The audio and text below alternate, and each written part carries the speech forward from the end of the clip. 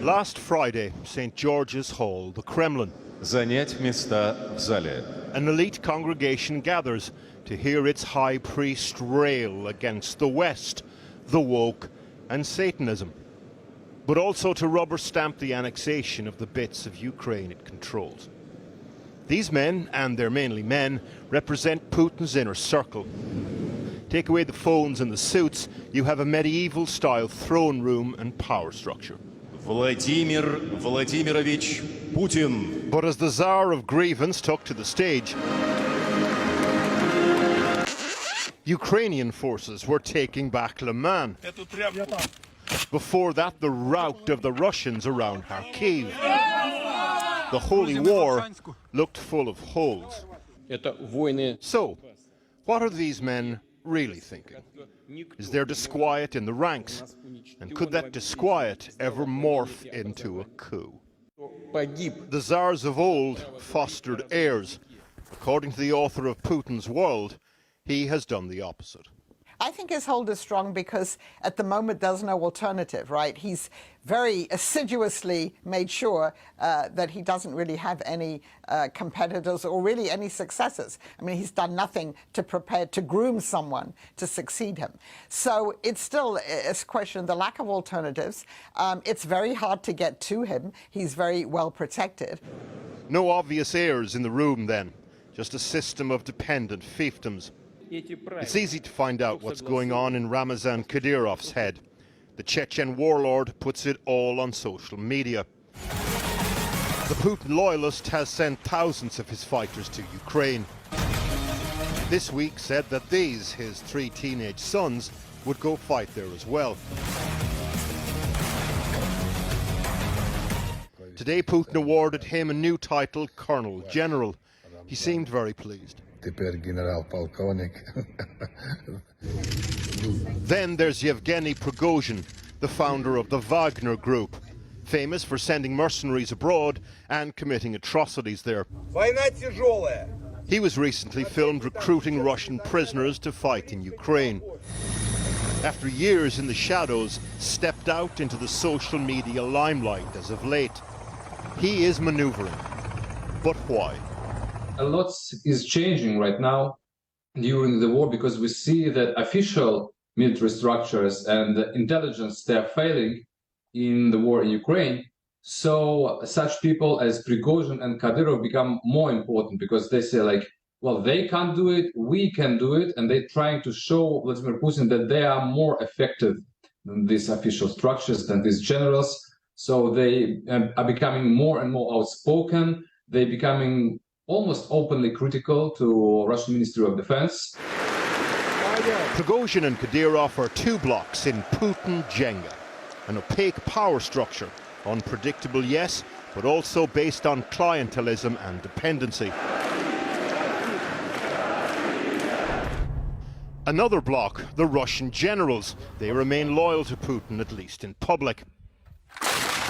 Then there's the technocrats and oligarchs, although perhaps less keen on the war, too invested in the game now to revolt.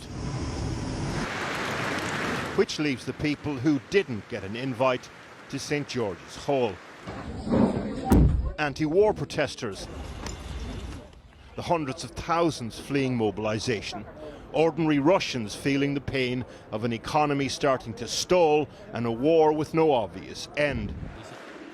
A lot of planets have still to align before Putin's future becomes genuinely unstuck.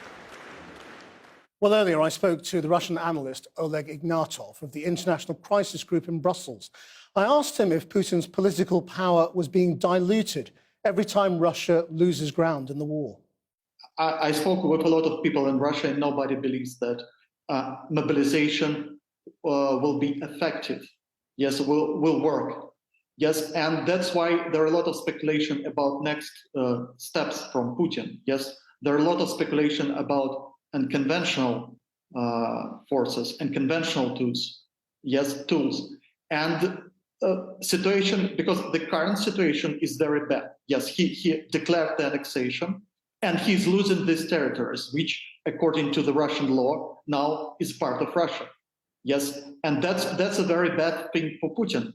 And I think he understands this, but that means that we should be ready for another escalatory step. Do you mean nuclear weapons when you talk about? I don't know. I don't want to say anything like this because there are a lot of different speculation, and I believe that Putin understands all the consequences of using nuclear weapons, even small nuclear explosions. We are in the middle of escalation.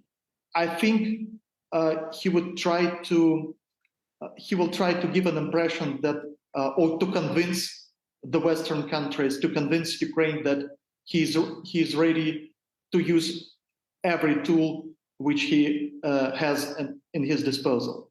If Russia keeps losing, is there any real danger that Putin will be got rid of? I think that his situation, he still has a lot of resources to influence or to control his people and to control his generals, to control security, to control his warlords, yes, and to control the media and to control all the processes inside the country. So I wouldn't overestimate his fragility, yes. Right. And given his mobilization, how long do you think he can carry on going in Ukraine, so long as they're not totally defeated? It's a good question. And yes, so they're ready. So because a couple of months ago, we heard that Russia was ready for a long conflict.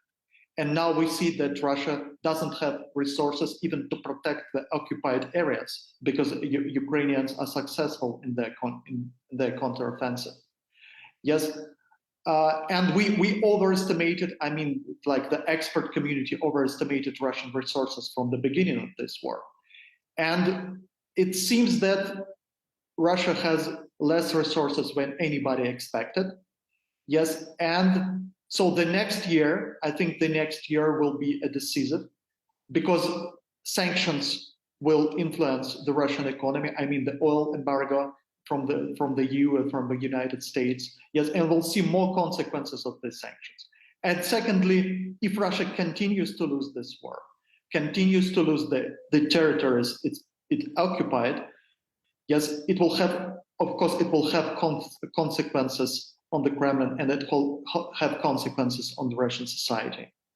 Oleg Ignatov, thank you very much. Thank you. And for more about what we can expect next from Vladimir Putin, be sure to catch the latest edition of the Forecast podcast, which has an in-depth conversation with the American-Russian expert, Angela Stent. You can watch on our website now. Go to channel4.com/news.